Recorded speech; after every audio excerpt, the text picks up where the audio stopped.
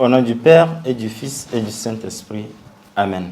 Ô Seigneur, envoie ton esprit qui renouvelle la face de la terre. Évangile de Jésus-Christ selon saint Luc. En ce temps-là, les publicains et les prêcheurs venaient tous à Jésus pour l'écouter. Les pharisiens et les scribes récriminaient contre lui. Cet homme fait bon accueil aux pécheurs et il mange avec eux. Alors Jésus leur dit cette parabole. Un homme avait 2 fils. Le plus jeune dit à son père, « Père, donne-moi la part de fortune qui me revient. » Et le père leur partagea ses biens. Peu de jours après, le plus jeune rassembla tout ce qu'il avait et partit pour un pays lointain où il dilapida sa fortune en menant une vie de désordre. Il avait tout dépensé. Quand une grande famille survint dans ce pays et il commença à se trouver dans le besoin. Il alla s'engager auprès d'un habitant de ce pays qu'il envoya dans ses champs garder les porcs. Il aurait bien voulu se remplir le ventre avec les gousses que mangeaient les porcs, mais personne ne lui donnait rien. Alors, il rentra en lui-même et se dit, « Combien d'ouvriers de mon père ont du pain en abondance et moi ici, je meurs de faim. Je me lèverai, j'irai vers mon père et je lui dirai, « Père, j'ai péché contre le ciel et envers toi. Je ne suis plus digne d'être appelé ton fils. Traite-moi comme l'un de tes ouvriers. » Il se leva et s'en alla vers son père. Comme il était encore loin, son père l'aperçut et fut saisi de compassion. Il courut se jeter à son cou et lui couvrit de baisers. Le fils lui dit, « Père, j'ai péché contre le ciel et envers toi. Je ne suis plus digne d'être appelé ton fils. » Mais le père dit à ses serviteurs, « Vite, apportez le plus beau vêtement pour l'habiller, mettez-lui une bague au doigt et les sandales aux pieds. Allez chercher le veau gras, tuez-le, mangeons et festoyons, car mon fils que voilà était mort et il est revenu à la vie. Il était perdu et il est retrouvé. » Et il commençait à festoyer. Or, le fils aîné était au champ.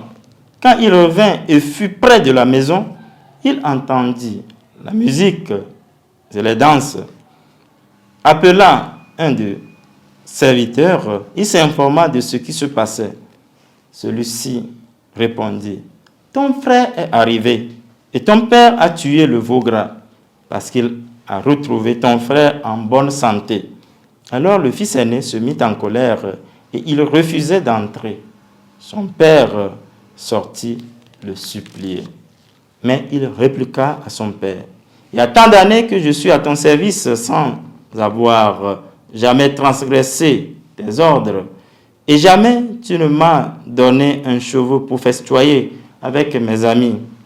Mais quand mon fils que voilà est revenu après avoir dévoré tout ton bien avec des prostituées, tu as fait tuer pour lui le veau gras. » Le père répondit, « Toi, mon enfant, tu es toujours avec moi, et tout ce qui est à moi est à toi. » Il fallait festoyer et se réjouir, car ton frère, que voilà, était mort, et il est revenu à la vie.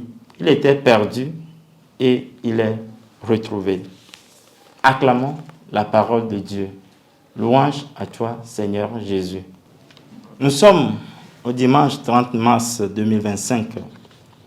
L'évangile proclamé en ce 4e dimanche du carême nous fait découvrir le visage de Dieu comme Père qui attend toujours ses fils pour les accueillir à leur retour de leur égarement.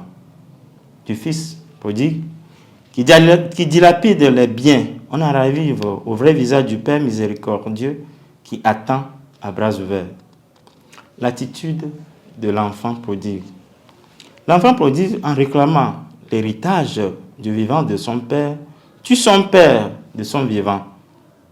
Par son avidité, sa course à l'autonomie, il dilapide ses biens. Combien de fois nous courons? Nous avons nous n'avons pas de répit, nous n'avons pas de temps. Nous voudrons mener une vie de luxe, de se passer pour ce qu'on n'est pas. La prise de conscience est la décision d'un retour au bercail. En expérimentant le manque, la soif de la maison de son père en temps d'épreuve, ce fils a le mérite de retourner au père, même s'il voudrait perdre son statut de fils pour n'être qu'un serviteur. Il nous est permis quelquefois de nous égarer, de se tromper la route, de s'égarer. Mais nous sommes invités en ce moment à corriger nos erreurs, à rechercher la boussole, à prendre conscience et à prendre une grande résolution. Le Seigneur nous invite d'oser, de repartir à nouveau. Comme ce fils, il faut que nous repartions de nouveau. L'attitude du fils aîné, son refus de festoyer, d'accueillir son frère qui est revenu à la vie, montre sa rigidité du cœur qui s'enferme. L'aîné, qui est toujours là à la maison, mais qui ne sert pas son père, a plus son cœur dehors, plus que dedans. Car il ne sait pas que le bien de son père lui appartient. Réjouissons-nous des conversions des autres. Participons à la joie des autres par notre présence, notre conseil, notre regard. Imitons la bonté de ce Père miséricordieux qui attend le retour de son Fils sans préjugés. Comme il était encore loin, son Père l'aperçut et fut saisi de compassion. Seigneur, donne-nous de pencher notre cœur pour compatir aux besoins de nos frères qui souffrent, aujourd'hui et pour les siècles des siècles. Amen. Au nom du Père et du Fils et du Saint-Esprit. Amen.